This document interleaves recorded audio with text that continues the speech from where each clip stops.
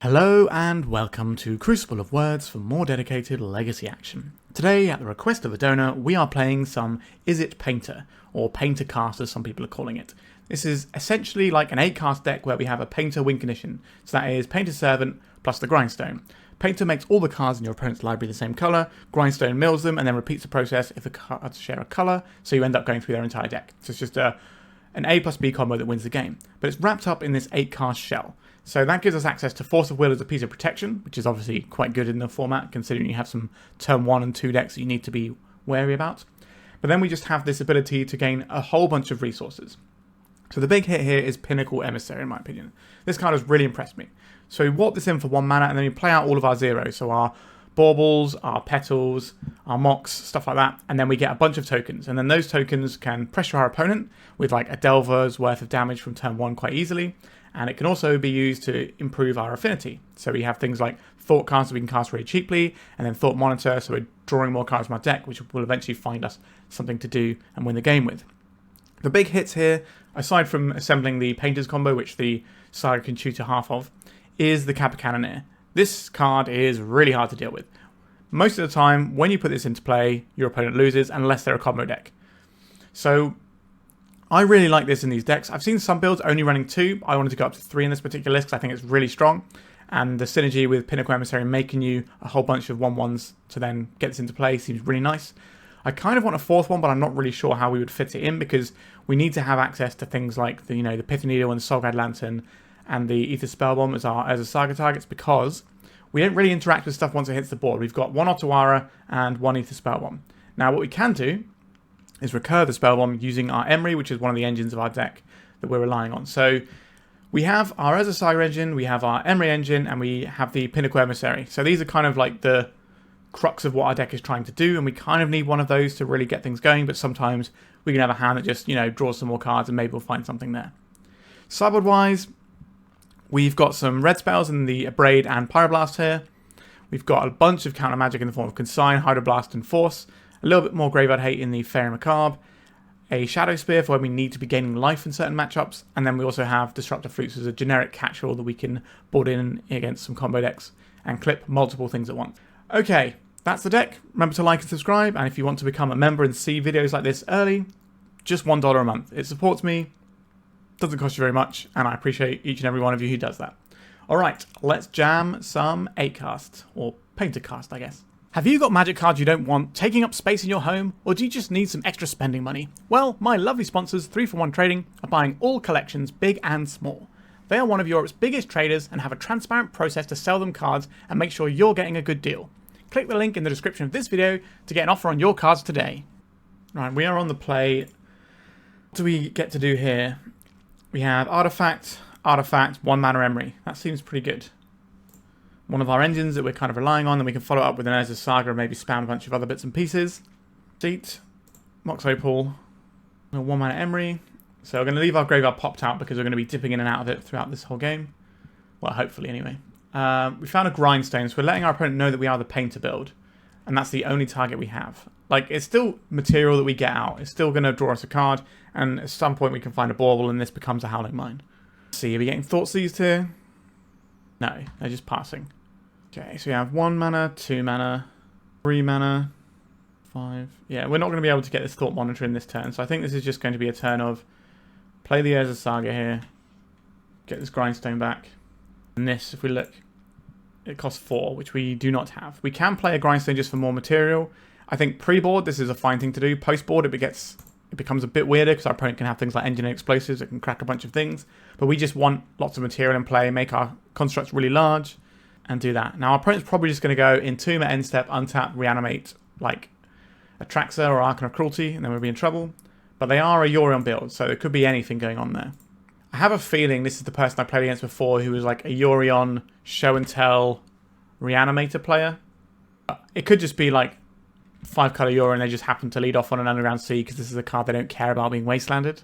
Mistrise Village. Now, I think it is that unusual deck that I mentioned before. Okay, do we have the win here? This plays a Painter, so we do have the win if this resolves. Considering our opponent's doing combo stuff, I think we are incentivized to try and win the game here. I can't remember if our opponent's deck ran an Emrakul or not. Mistrise Village kind of suggests that maybe they do. Alright, Maybe they don't. That's information that we have now. Okay, so we're doing some sort of combo-y type stuff here. I think it is show and tell in there. But we didn't see... They didn't let us mill over their whole deck, which kind of suggests they don't have the Emrakul, so maybe they are just on Reanimator. So maybe the Pyroblasts aren't that useful. We know they have a Euro and they're probably going to have cantrips, so it's still going to be fine. If they're doing combo stuff, we're probably going to want some sort of Force of Negation. Probably these Faerie Macabres might be useful. Or maybe we're just supposed to chill on those and just sort of do like a light sideboarding here. I don't know if we're going to need this Pithing Needle. If they're blue-black, you're going to Pithing Needle. Like, they might have Wastelands, but your own decks are not going to have that many. And by the time you fetch your Pithing Needle with your Urza Saga, you've already gotten past a part where a Wasteland would mess you up anyway. It's quite common to board out one of your Baubles post-board in matchups, just so you can fit in more of the cards you actually want. Probably trim a little bit on Painter. And maybe it's like one of the Thought Monitors. Try something along these lines. So the Thought Monitor was stuck in our hand for a bit there. Now we could have cast it on that turn, but we just, had the win instead. So what does this hand do? We go turn 1, Petal, play the Emissary. We spam out 2 tokens. This will then be online. We have this. We get to Thoughtcast. Yeah, this hand seems like it does quite a lot. It's a shame that we have to burn the Petal first to get the Emissary going. This card is pretty messed up. Alright, our opponent's mulligan to 4 cards. Are they looking for like a turn 1 combo? In their Yorion deck, that doesn't seem the most likely thing to be fishing for. So maybe there's some specific hate they're looking for, or they just had some really unplayable hands that they're not just able to keep at all. Which happens to the best of us. Polluted Delta. And Haas. Draw here. If we draw... Okay, I was going to say if we draw a coloured land, like a Volcanic Island, we could do the Emissary. But I think we are probably on... So we play out our land, just so we can play around any sort of daze action our opponent may have. So we go warp in this little friend. And then we start popping off. So here's the Mishra's Bauble. We'll always yield to the Emissary triggers. The Mox, sorry. This should cast 1 mana now. So let's go blue for this. We might not be able to play the Emry, but we kind of want to keep a blue card hanging around. I will obviously deploy the Grindstone because this is another Emissary token. Take a look at what they're working with over there. Another Polluted Delta. Okay. And that's not bad for a turn 1. We've got a Delver's worth of power in play and some other permanents. And we still got 3 cards in hand, including a Force. Well, technically 2 Forces, but we're probably pitching the first to the second. So this is going to be... Oh, Spara's Headquarters. So maybe they are just like the 5-colour Urine deck. Just the Misrise Village is kind of unusual. Okay, we have double Force of Will if we want it, but I think we do want to play one of our Emrys out. No play from our opponent here. A Volcanic Island. Alright, I will begin with casting an Emry. Then I can play this out. We can't warp this in, unfortunately. We can attack here. So we could have played the Emry and held the Thoughtcast last turn, then this would be active now. But I wanted to try and dig to some interaction. And obviously we found the interaction. And the best way of digging to it was the Thoughtcast. Maybe our opponent isn't a combo deck though. So maybe we don't need that interaction as much as I think we do. And also, they don't seem to be getting much going on here. I think we are probably going to Grindstone ourselves here. Get some more material for the Emry to feast upon. Pyroblast is quite handy given what our opponent likes to do. So we could get the Emissary in and then deploy the Lotus Petal. I think that's okay. I should tie the Lotus Petal here so we can keep up Pyroblast and Force of Will. Force of Vigor on these 2 things. I'm going to say no to this. Just keep our power coming in. Have a Pyroblast. I'm starting to think that we've misread our opponent's deck, and the Misrise Village just threw me. It's just like a one-of because they're like a Urine deck. They might as well have something like that. Probably not going to be doing combo stuff, but we'll never know because we just steamrolled our opponent pretty quickly. Let's go to round number 2.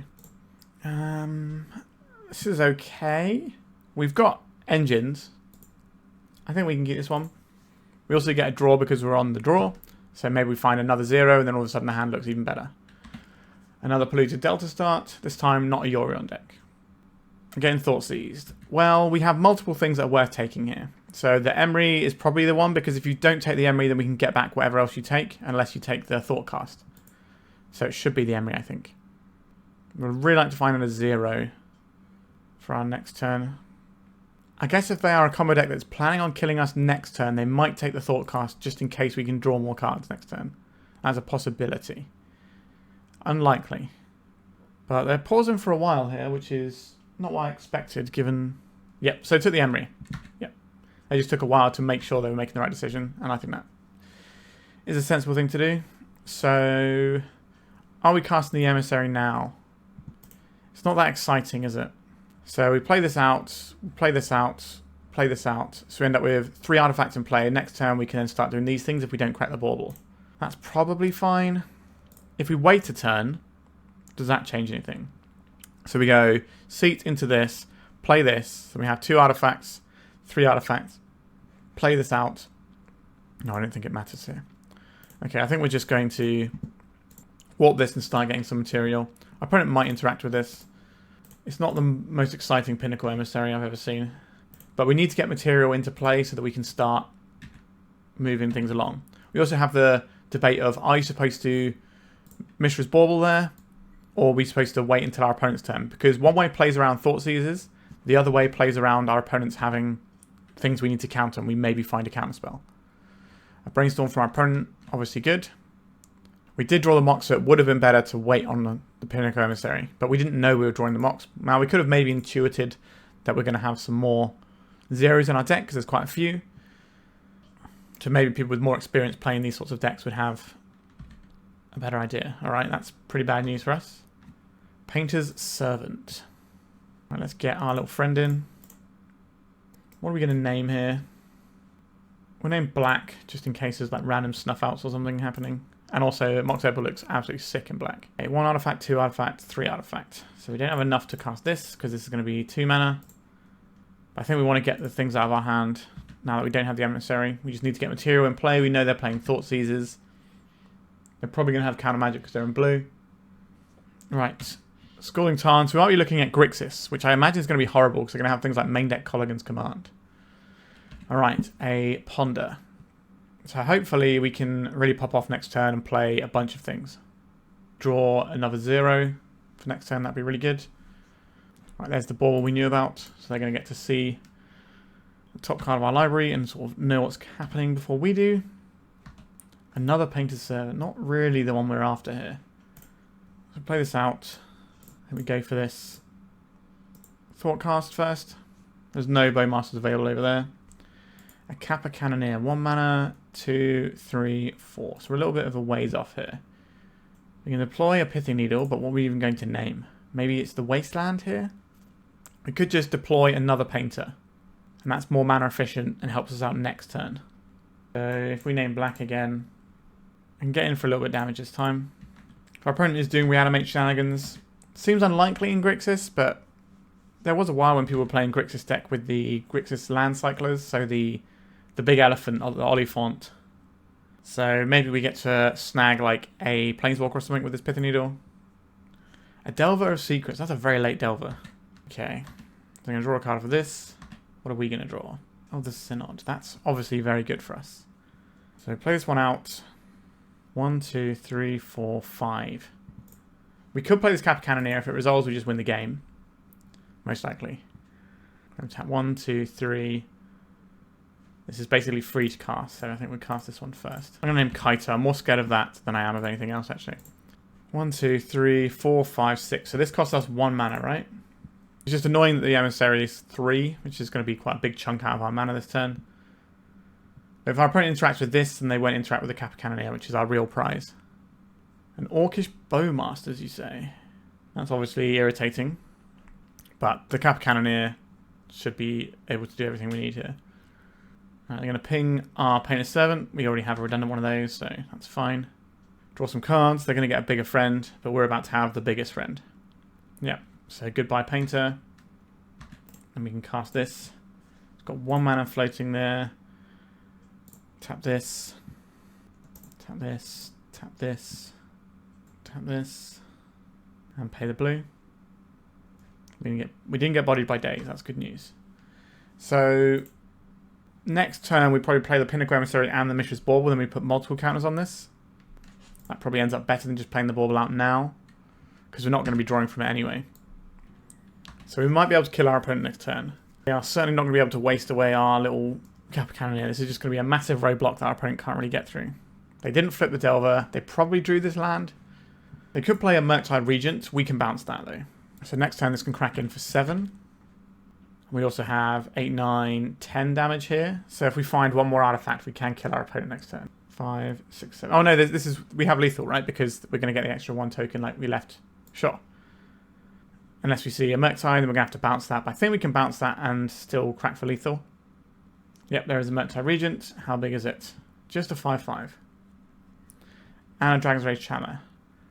This does not have Delirium though. I don't think attacking is a great idea for our opponent here. So how much mana do we need here? So we need 3 mana for this and 4 mana for this. That's 7 mana total. So we have 1, 2, 3, 4, 5, 6. So we don't actually have enough to deal with this Murktide this turn. Which means we can't actually win the game this turn. But is that a problem? Probably not. So we play out the Saga. I think we cast our little Emissary friend. Yeah, we will yield to the Kappa Cannoneer trigger. We'll play this Bauble out. I will also grow our Kappa Cannoneer. None of these are legendary creatures, so we don't get to do this on the cheap. Okay, so we can just attack with our unblockable and then finish our opponent off next turn.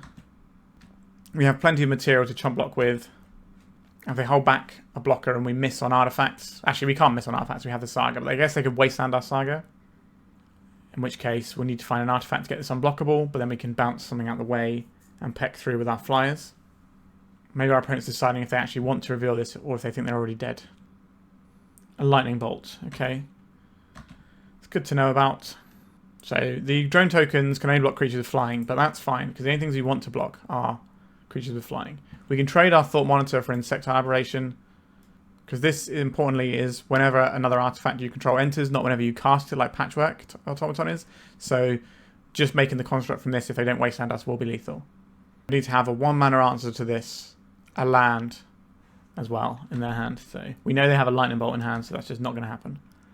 Okay, I will block. Just keep our life total high in case something weird happens. And then we should be all good here. Unblockable creature.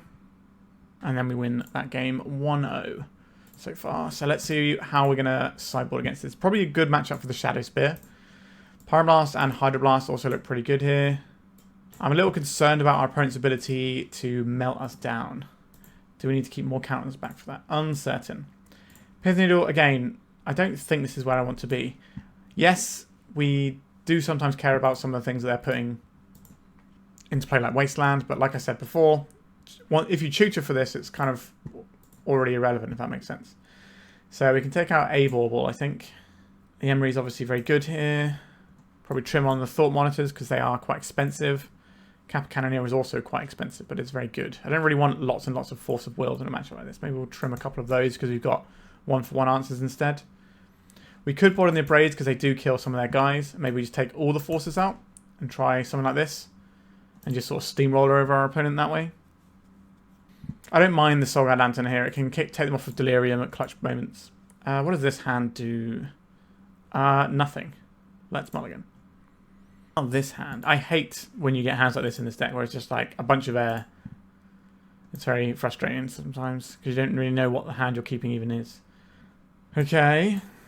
So 2 of these have got to go back. I think we get rid of the second one of these. I'm kind of into having all these Pinnacle Emissaries though.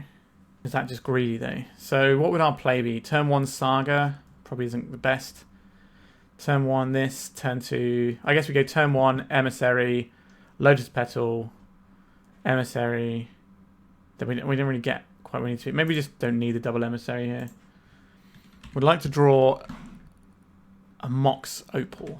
That would be the best draw here. We can just get a bunch of material on the board straight away. No 1-drop though. An Emry. So we play this, and this, then the Emry is cheaper. Okay, that works. Let's warp this in. So our opponent can bolt this now to stop us getting additional tokens. But we can still play an Emry this turn. Because we're going to get this artifact and this artifact. And then we put this on the stack. So the way you do this with affinity spells is you put it on the stack and then the cost is locked in and then you pay for the cost. So then we can get back our Pinnacle Emissary next turn. We can't warp it from the graveyard. We have to warp it from hand.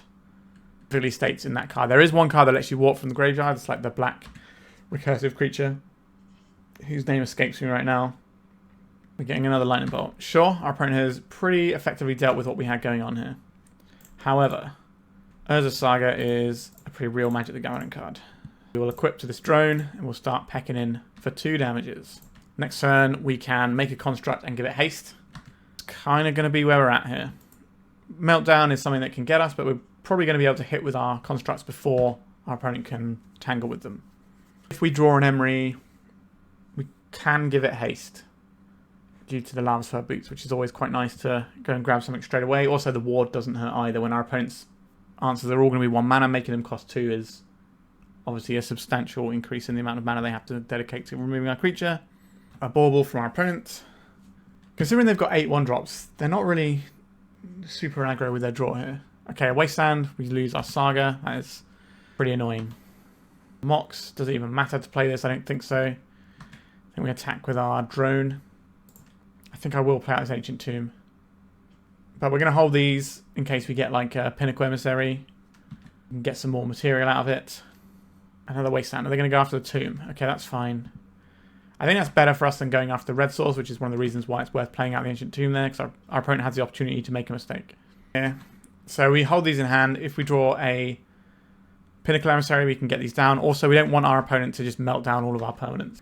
We're going to see a 3rd Wasteland. That would be bad. It's not a Wasteland, okay. But our opponent's just not doing anything. But like, we're not doing that much. We're just kind of attacking with this one little guy. There's a clock. It's 2/3 of a Delver. And we have this Hydroblast that can randomly mess up our opponent as well. Okay, they milled over a Delver. Are they just digging towards a Meltdown? Perhaps. At some point they might have to use a real spell to kill our drone token that was kind of... I guess... Yeah, it was a free piece of material, right? Because they used a removal spell on the Emissary. So we kind of get like a 2-for-1 out of that. And obviously this has dealt a lot of damage to our opponent. So they brainstormed. They have a fetch house. They can shuffle. They're not shuffling now. That's interesting. No play. So they could have an Orcish Bowmaster here and they're just going to pay a Pinnacle Emissary. Well, this is one of the things that we've been holding out for. So I guess we go warp this in. Got Hydroblast, Pyroblast, sorry. It is the Pyroblast. So now they can't kill this drone token this turn with the Bowmasters. I think we do play out the Mox here, just so we have Metalcraft and we can fire on a Hydroblast. Alright, our opponent's going to 7. The little drone that could. Shuffled away off the Brainstorm in their upkeep. So they didn't want the cards there. But maybe there's something that could have been situationally good, and that's why they were floating it. They weren't getting like another Surveil land at end step or anything. If we can kill our opponent with this rubbish little drone token, I'm going to feel pretty good. Orcish Bowmasters. They're going to have the mana to pay for the ward here. Like, we were on a mull to 5 here, so I'm not upset with how well we've done given that. Alright. Our opponent's pretty low, but our draw effects are not looking very potent right now. Are we just going to start slow grinding our opponent? That doesn't seem like the best strategy. But getting this in play so that if we draw the right thing makes some sense. We can also Mox Opal around a Meltdown here. Yeah, we could have played around that if we played out the Lotus Petal.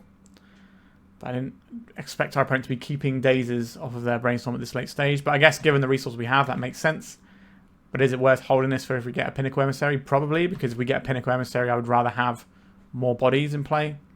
But we got a card out of our opponent for that. So we're going to get a Kaito in. I correctly identified they had a Kaito before. And here we are. So now they're going to get to Surveil 2 and draw a card here. Okay, Thundering Falls. Getting loads of selection there. And now they have a threat. Now we can answer this one threat. But we have these other 2 threats that are going to be a problem for us. Do I show my opponent the Hydroblast here? Do we hold this in case we draw a Painter? Lots of options. I think we're just going to destroy this Channeler. Our opponent is only on 6. That's not a huge amount of life. If we can draw a Pinnacle Emissary, we can dump out 2 things and then give the Pinnacle Emissary haste. And that's going to be, what, 4 of our opponent's life total, and we're going to have the leftover pieces that can get there. But we don't have a lot of time to actually string that together. We could draw an Emry that will have haste, provided they don't kill it, but if they're surveilling a bunch and looking for stuff, they're probably going to have answers. I think we are done here, but there are some possibilities that we can win. We're on like a 10%.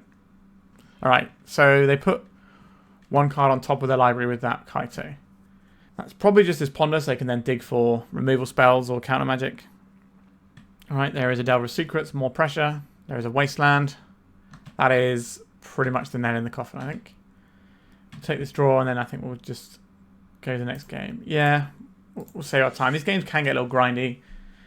I don't really want to spend my time and then clicking through a turn just to die. Do we want these Disruptor Flutes just for the Kaito? Do we want the Pithing Needle for the Kaito? Maybe we do. Maybe we just want to kill their guys and be... I think we need to be the aggressor a lot of the time. Maybe we get rid of this Thought Monitor and just have this Pithing Needle in as a thing we can fetch up to deal with Kaito. But if we just have like a really good starting hand, then I think we're okay. Turn 1 Emry, followed up by Saga, is pretty good. We also have double Saga, which can do tremendous work. Here's a Bauble. Here's a Petal. Here's an Emry. They didn't counterspell it. And we got some bangers in there. We got ourselves a Painted Servant and the Kappa Cannoneer. 1, 2, 3, 4. We're not able to Kappa Cannoneer this yet, but if they try and lightning bolt this, we do have the Hydroblast. Alright, it's a Ponder, so we're going to get to untap with our Emry. That's pretty big news. I think we're just going to take our little Howling Mine over here. And a Braid, not too bad. A Grindstone, you say. As a Saga. Let's get back a Painter here. Like, if they spend real spells on this, then sure. So if we name red, then our Hydroblast counters anything. And next turn we have the win, because we can play a Grindstone, and then we can use the Lotus Petal and then get it back with the Emry. So our opponent's got to work something out here. They're going to bolt the Painter or the Emry. They want to Pyroblast this. Counter target spell if it's red. I think we want to keep our Emry around. We can't win next turn though. Although we could draw an Ancient Tomb. And that works. We see a Brainstorm here. Sure. So Ancient Tomb gives us the win. We can play the Grindstone. And we already have the Painter and we can just send it. If that doesn't happen, we can just make some constructs and that's also fine. Mox Opal doesn't work here either. Actually, no, we have the win anyway, right? Because we go and get the Lotus Petal back here. What am I talking about? We play this out. Let's see if the Grindstone resolves. It does resolve. Okay, we just point at our opponent's face because they are 6th. And they scooped. Alright. We managed to work out the maths there. So 2 rounds down, let's go to number 3. We get some material here. It's fine. It's not exceptional. We put in a lot of power, but then we're kind of running on fumes a little bit at that point. Because we're depending on what we want to do with these Lotus Petals. Like, if we want to get maximum bodies, we're going to end up spending all of our Lotus Petals to get those bodies. But maybe just putting in like 1, 2, 3, 4 power on turn 1 is fine. It puts our opponent under the gun a little bit. Let's try. I'm not sure if these hands are good enough, but that's what we're going to find out today. Pinnacle Emissary. Alright, let's play out a Lotus Petal. And another one. And play out a Spellbomb. A Grindstone. We pass. So we made 4 power on turn 1. That's pretty respectable. That's better than a Delver or a Dragon's Rage Channeler. Now, we didn't have a lot to back it up, is the problem. But if we draw something like a Kappa Cannoneer or any of our draw effects, then we're really off to the races. Like, we have the affinity set up now that we can basically cast anything in our deck. Okay, maybe not, because we're going to lose our land here. Okay. We have a 5-turn clock. We can attack with all these. Question. Am I playing out this Lotus Petal? I would like our opponent to think we have potential Forcible Blue card. And we have lots of stuff that makes us want to play this out after the fact. So I think we hold this for now. I don't think we're going to need to bounce anything right now. Maybe we could draw a card right now at the cost of 2 cards. That doesn't seem like a great rate. I think we're probably using this Aether Spellbomb as a tempo play so we can keep getting in with our drones. Tapped land. That is not going to impact our horde of 1-1 guys. So is our opponent just on Blue-Red Delver again? We did manage to get through that in the last round, so fingers crossed. Drawn an Urza's Saga, you say. I'll play that one out. Now, our opponent was obviously Grixis in the last round rather than Blue-Red Delver, but there's going to be similar sort of vibes in how the matchup plays out. So I can draw a card with a Spellbomb. to dodge stuff if we need to, but maybe they play something big we have to bounce. So I don't know if that's what we're doing just yet. If they play something really scary that we want to counterspell, then we can do that. Preordain. This is probably Corey Steelcutter, I would guess.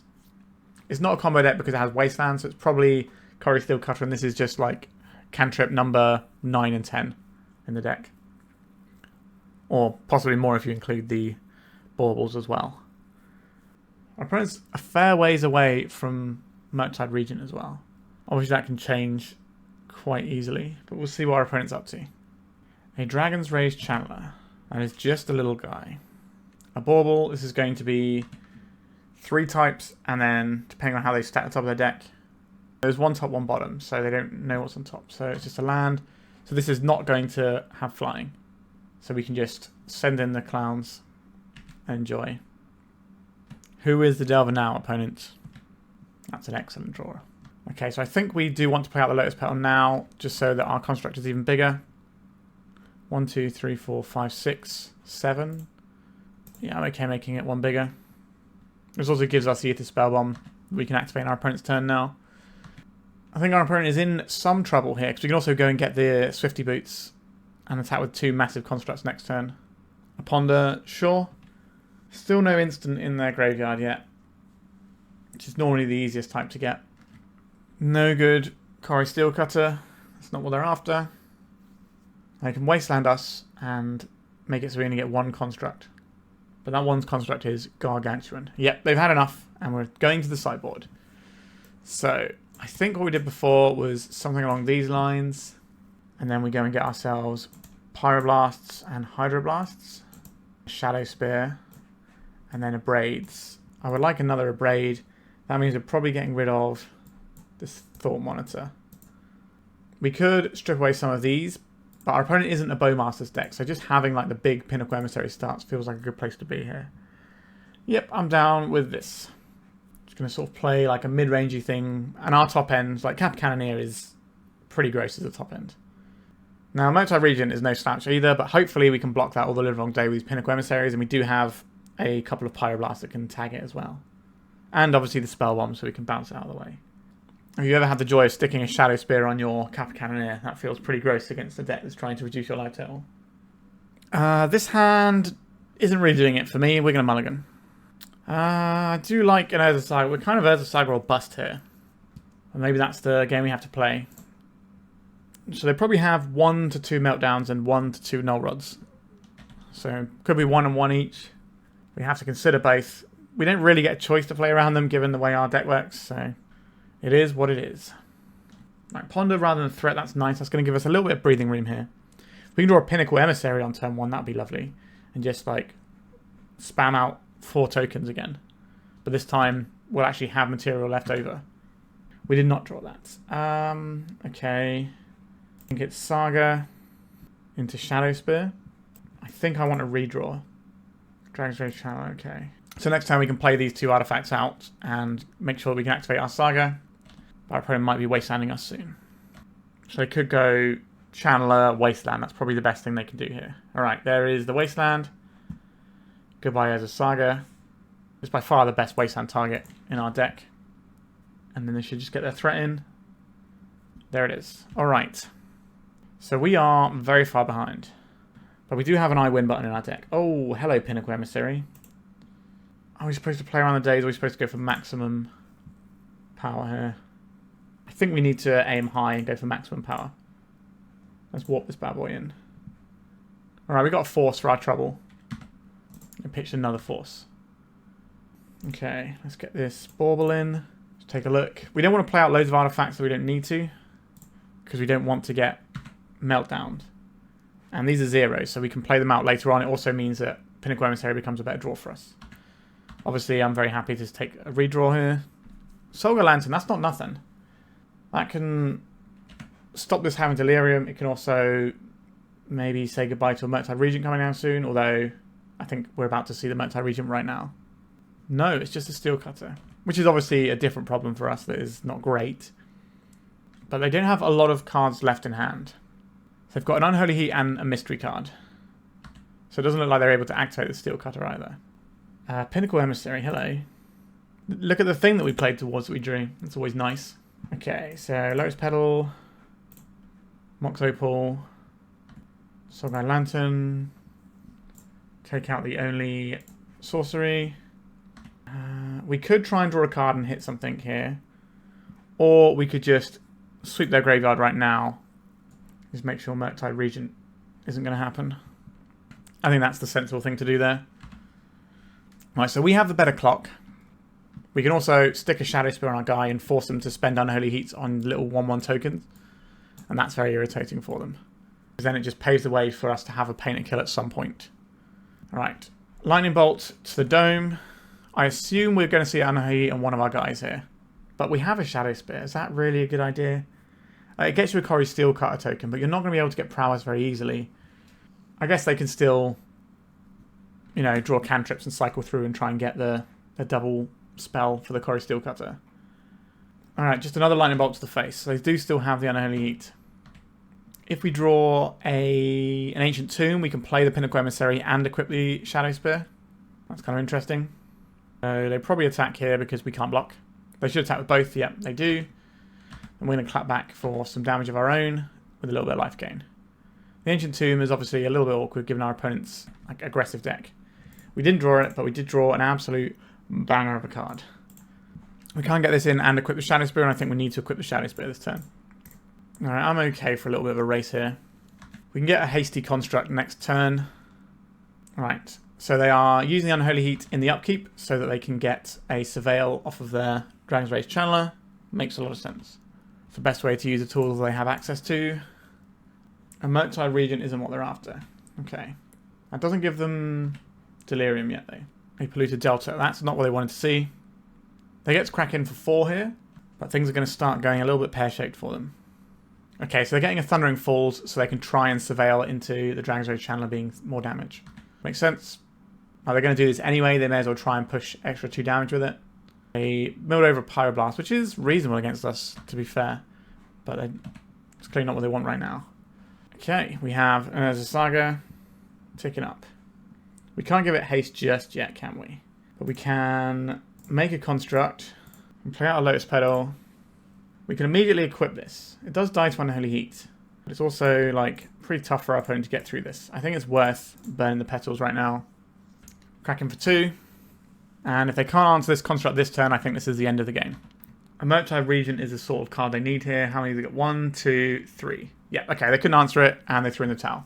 Alright, we're rocking with 3 wins so far. Let's go to round 4. If you are looking to buy some Magic cards, not only does 3for1 Trading have a wonderful online store linked in the description of this video, but they will also have booths at upcoming events. MagicCon Atlanta from the 26th to 28th of September, Eternal Weekend Pittsburgh from the 9th to the 12th of October, and Spiel 25 in Essen from the 23rd to the 26th of October. Whether you're looking to sell off cards you don't need or add more to your collection, 3for1 Trading has got you covered. Okay, this is just a good old-fashioned Urza Saga hand. Hands like this used to just immediately win games, but not so much these days. I think this is still worth keeping. The fact that we've got some colored mana off of this Mox Opal that we can rely on later on isn't too shabby. This also means that we're quicker to get to any sort of like Soulguide Lantern hate that we may require, or a Pithing Needle if we're in that sort of matchup. But we'll see what happens. Sure, Chromox. Going to be a Blood Moon. That's going to be pretty good against us because we're not going to be able to get this popping off. What is this? Enduring Curiosity. Whenever a creature you control deals combat damage to a player, draw a card. Okay, I have no idea what our opponent's deck is. That's cool. I like those situations. What's happening here? Tashana's Tidebinder. I guess we're not making constructs anymore. So I can play out another one of these and then deploy the Painter's Servant. Next turn we just have the Grindstone kill. And if this gets answered, then we just play Urza Saga Gaming. Alright, we're getting a Force of Will out of our opponents, pitching a Sink into Stupor. I still don't really know what our opponent's doing. This is a very unusual card to see. Everything else is like, you know, things that we expect to see in Legacy. Like this, not so much, but it sees a bit of fringe play. It's not completely wild, but this is not really a thing I don't think I've ever seen someone play. Alright, we're going to take a hit here. Palantir. Yeah, our opponent's got some interesting cards in her deck. So we choose to either let them have a card or hit us for damage. Okay, hit us for 0. Nice. I'll float some mana off of this Saga. What do we go and get in this situation? I don't really know what's going on is the problem. Maybe they're doing like wheels or something. Really unsure what to think about this. We could just get a redraw. Normally a pretty safe bet, isn't it? So we play out this Ancient Tomb. Probably the Grindstone. 1 artifact, 2 artifact, 3 artifact. Play this. If we make this now, it allows us to fire off this Thoughtcast. Another Thoughtcast and a Force of Will. That's pretty... Am I redrawing here, or do I want to just keep my... I think I just want to keep my ability to have affinity going. And keep my constructs large enough to beat this Tishana's Tidebinder in combat. I think we're in a reasonable spot, but I don't know what our opponent's doing, so things can go very wrong for us. Am I countering a stock up? I don't know. I don't think so. It's always an awkward one. Do you counter this, or do you try and counter the stuff that comes out of it later? It's tricky. Like, we could just play a whole bunch of draw spells next turn and just end up in a much better spot if we don't pitch one of our Thoughtcast spells. So I think it's worth holding on for a little bit and seeing what happens. So they're not going to attack here, and then they're going to go to their end step, and then they're going to have this Palantir. We're going to let this go. Alright, we take 5 damage here because they milled over a force. It's pretty good. Alright, let's make another construct here. Our life total is certainly not infinite. So let's go and get Boots of smashing my opponent in the face. I think we play this Seat of the Synod. How many artifacts do we have? How much does this cost? It costs 1. Okay, I will pay 1 for my Thought Monitor. Getting Force of Will out of that. Pitching a stock up. Okay. I'll equip the Boots to this. I will force my opponent to chump block here. And then we're still sat on Force of Will. I wonder if we'll get any more information on what our opponent's deck is. Maybe they'll just kill us next turn with something I've never seen before. Then we have to let our opponent draw cards off this Palantir this turn, because we don't just randomly want to die to like Force of Will being on top of our opponent's deck. Like, if they have Force of Will and a Tidebinder, we die. So I don't really want to snatch defeat from the jaws of victory. Is that one card good enough to beat this? Because this is a lot, especially when we have Force of Will. And we win. Excellent. So our opponent's deck makes me want to play Abrades and Pyroblasts, and I don't really know what our opponent's doing from that point onwards. Why would they have the Tidebinder? What is that in aid of? I really don't know. Because Signs of Memory looks good here as well. Force of Negation could be a goer as well. I don't think we've seen any reason for the Saga Lantern or the Pithing Needle. Seems like our opponent struggles against a lot of pressure. Let's get rid of some of the top end here. I still want Force of Will, so I don't know what's going on. Maybe we can trim one of these Painted Servants.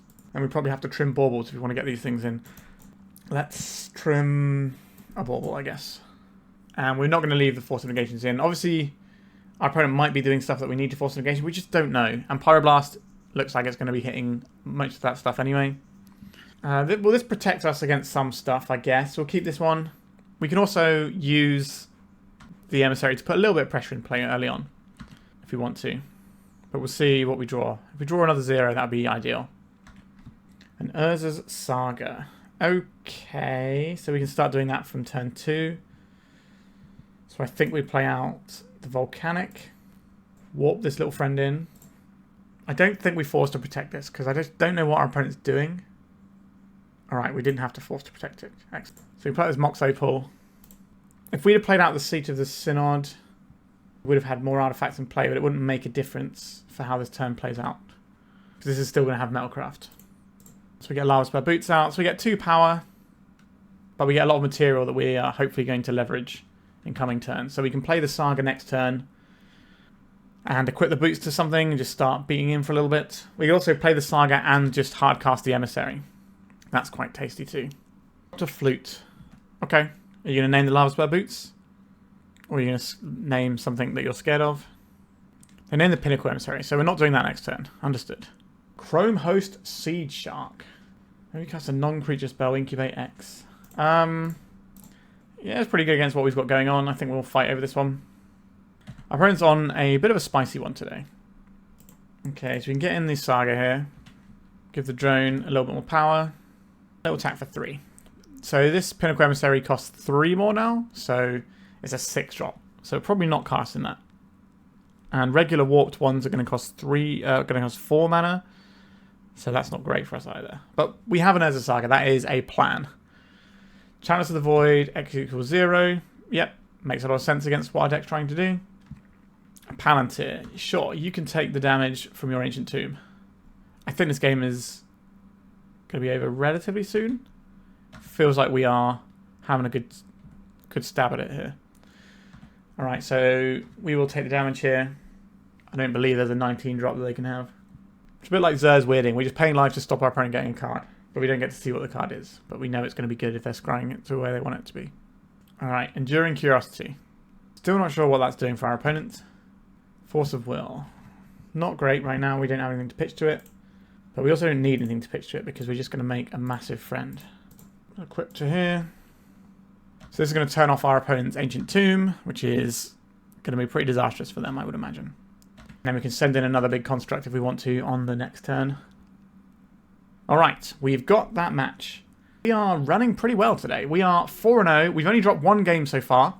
And that was a Malta 5 as well. One game left, one match left, and it's the trophy match, so let's get to it. We're on the play for the trophy match. What does our opening hand do? We play an Urza Saga game, and then hope for the best with that. Is that good enough? It doesn't seem that explosive. We have a lot of lands in this hand. I think we do something more powerful. We're going to try and fish for something a bit better. Alright, this counts. This is a turn 1 Emry. We'll put back one of these Mox Opals. We don't need two of them. So Seat, Bauble, Mox. Let's get the Emry in. Alright, they didn't get counterspelled, so that's step 1. We'll have a look what our opponent's working with over there. Secluded Courtyard. That makes me think Eldrazi or something spicy. They also know that we're playing Painter because they can see the Grindstone in our graveyard. Another land is not really what we want, but we do have an additional card draw every turn cycle. So that is something going for us. But if our opponent is just doing Stompy Eldrazi stuff and leads off with like a line breaker here, we're just going to be behind a little bit. Grim Monolith. The Secluded Courtyard does make me think that our opponent is not playing like standard Mystic Forge type stuff, which could be really annoying for us if they were. That deck is very strong. And has Khan in the main deck. We'll see what our opponent's up to. So this could be a Thought Knot Seer right now. Or they're just holding. So this is a Kozilek's Command. A Grindstone. Not the one we really want there. The Bauble this turn. We can start Grindstoning ourselves soon. So they could Kozilek's Command and take this Bauble out. I think incentivizes us to play out the Ancient Tomb. Which means we can hold up a Grindstone activation or a Otawara activation. So let's see what they're drawing next turn. Ivugan. Okay. So we play out the Tomb here. Deploy. Oh wait, we don't have Metalcraft anymore. We need to play the Grindstone out and then we have Metalcraft. Right, there we go. So then we have 3 mana for Otawara. Or we have 3 mana for Grindstone activation to try and find something a bit spicier. I think they're going to Kozilek's Command perhaps. No, they decided not to. Another land. This is not really where we need to be. I think we are flailing a little bit. Now, we obviously just have a we win the game button if we find the Painter. I think milling ourselves to try and hit Painter makes a lot of sense here. There's the Ivugan we know about. Glaring Fleshraker. We could die this turn if they chain Kozilek's Commands together with the Ivugan out, because this basically makes it so it's a wash every time and they get the same amount of mana out as they put in. So that could be a real problem. If they kill our Emry, we don't need to Ancient Tomb and use a Grindstone on ourselves. What we can do is if they Kozilek's Command, we can Grindstone away the cards they put on top. So they get one of them, but if they, let's say, leave 3 or 4 on top, we can then try and hit some of them. Kozilek's Command, they're killing our guy and then they're scrying some, okay? We have to decide if spending 2 life here is going to be worth it, depending on how many cards they leave on top. We need to find a Painter's Servant. We're okay if we do. 3 top, 1 bottom. Okay, so that makes me want to Grindstone my opponent and get rid of the 2 cards they left on top. Unless they're trying to bait us into activating our Ancient Tomb. Waste Escape Battle Mage. Not a lover of that one for us. Okay, we're going to take those 2 cards off the top that they've left there they wanted. It was a Kozilek's Command. Okay, pretty happy to get rid of that one. They've gone for the Waste Escape Battle Mage because that means that we don't kill them next turn if we find the Painter. But we are in real trouble here. We are still in real trouble here. We don't need to show them the Volcanic Island yet. I guess... Are we supposed to play this out? If we play this out, it means we don't have to spend life to Otawara or something. So I think that makes sense. We can Otawara in response to a Kozilek's Command so that they don't get all of the pings from the Fleshraker. 1, 2, 3, 4, 5, 6. So we'll still have 6 mana next turn if we draw a Kappa Cannoneer, a Reality Smasher. Alright, I think we are just losing this game. If we want to... Actually, this is a spell you have to discard, so we can bounce this without having to pitch an extra card. I think I will burn the Lotus Petal. 2 life is quite a big chunk here. So we take 4, we go to 9. So we need to find... Like a Kappa Cannoneer is okay here, but still not necessarily good enough to get us where we need to go. Soul Guide Lantern doesn't feel great here. Alright, I think we're just going to do the Soul Guide Lantern. See if we can draw something useful. It doesn't matter what we exile here. Draw a card. It's a Thoughtcast. 1, 2, 3. So, play our land out. Thoughtcast. And we're dead. Okay, not a great start to our trophy round. Let's see what we can do to help the things out. Consign to Emry looks pretty good. Abrade kills some of their guys, so I'll take that. It also blows up some artifacts. And the Shadow Spear means that we can just make a big guy and sit on it. We don't need the Soul Guide Lantern. We don't really need the Pithing Needle. Yes, they have Wasteland, but that's not really what this game is about for the most part. Not a big lover of these Force of Wills. They're fine, and I think we have to keep them, but I'm going to trim on them. And this is where we're at here.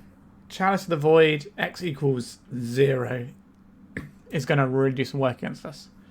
I think we keep the Force of Wills in for that. We also got Consign to Emry and Abrade that can blow it up. But if we're on the play and we just, you know, go Pinnacle Emissary, make like 4 power or something, maybe it's time to get the God Draw. We can get the turn 1 Kappa Cannoneer.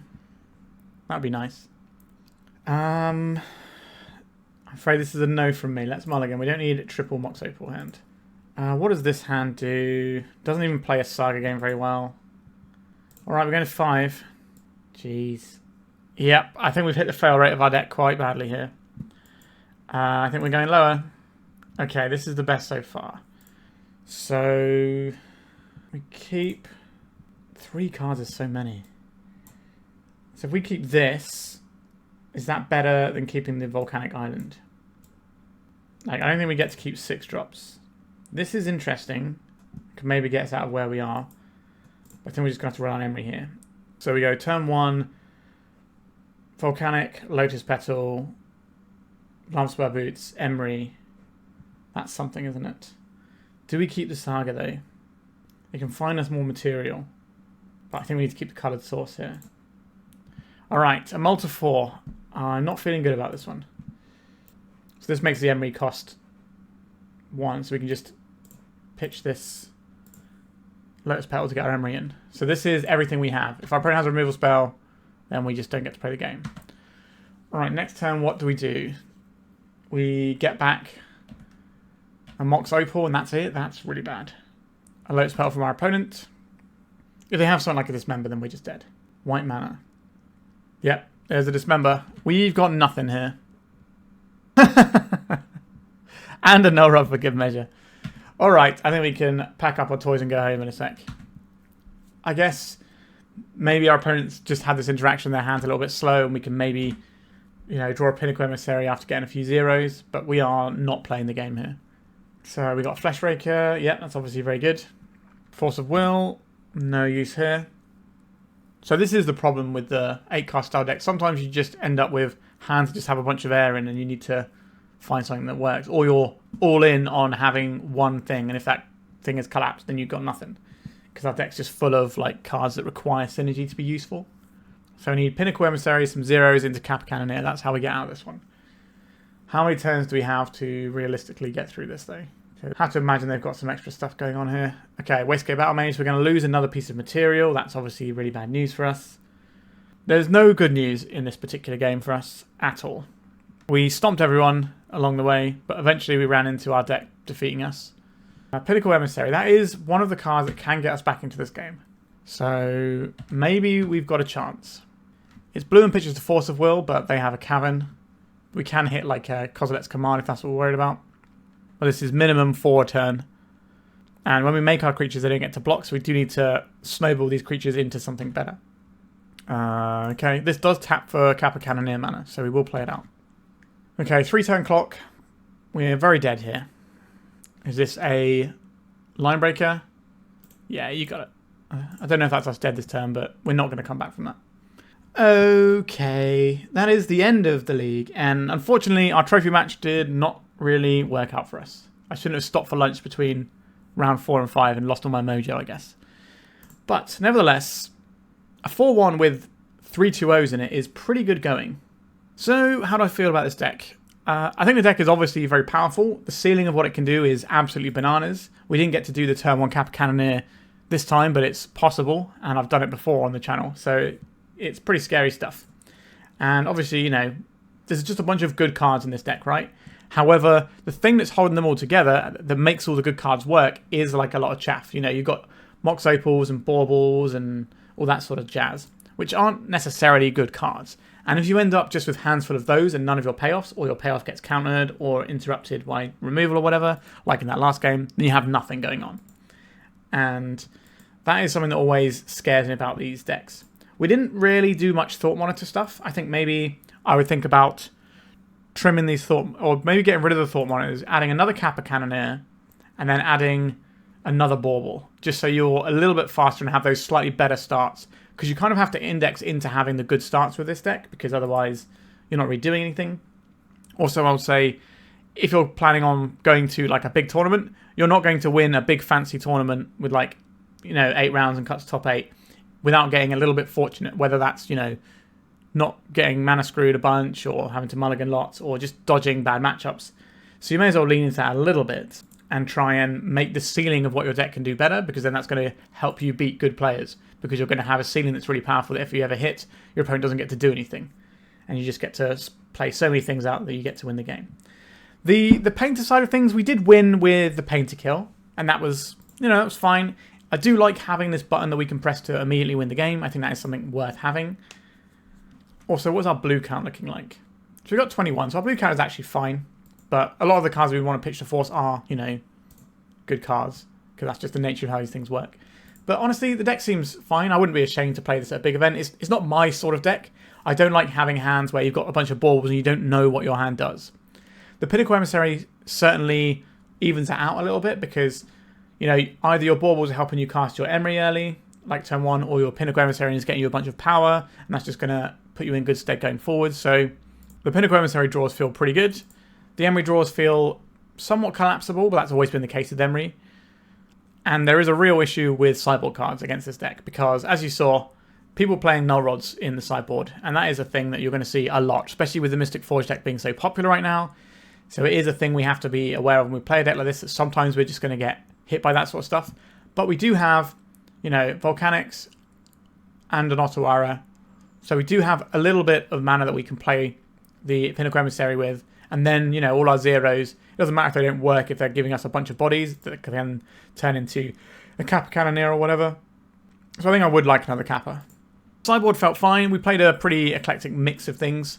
We didn't really play into much combo, though. Did we play into any combo, actually? I don't think we did. So it'd be interesting to see how we fare into that. We do get to up our forces, which is probably not going to hurt. But yeah, the deck seems pretty solid. I think the ceiling and the floor of this deck are quite far apart. But there's no denying that the ceiling of this deck is very high and very much a contender for one of the more powerful things you can do in Legacy when you really pop off. Alright, I hope you enjoyed this one. Please remember to like and subscribe and consider being a member for just $1 a month. Alright, goodbye. If you'd like to support me in the channel, please check out my Patreon. It has a free guide to budget turbo depths as well as 3 tiers of support. A low cost one that enters you into my monthly raffle for a free donation deck on the channel, a mid-tier subscription that gives you access to my detailed turbo depths guide that is updated every month as well as regular articles, and lastly the higher tier gives you all of the above as well as a monthly donation deck for my channel. If you're interested in supporting the channel this way, please check out the link in the description.